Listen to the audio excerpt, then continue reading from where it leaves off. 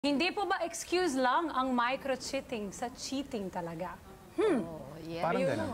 Actually, parang yung sinabi ko nga kanina, gina-justify na lang nung word ng micro, but bottom line is for me, it's still talaga cheating na. Pero para sa akin kasi, minsan, yun nga, sa umpisa, stand ko lang naman.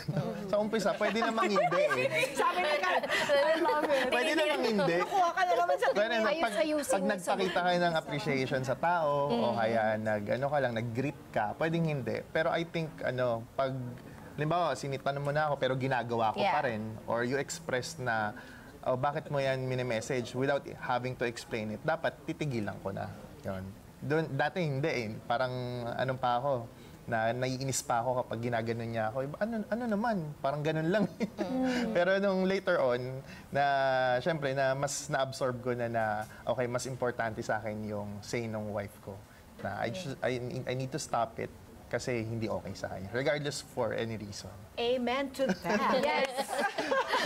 Micro man yan, macro man yan, it's a form of cheating. And ayaw naman nating makasakit kasi kahit gaano kaliit yung bagay na pagsisinungaling or pag-cheat mo sa isang tao, yung tiwala po nawawala, yun yung masakit na parte, hindi yun mababalik. Correct. Yes.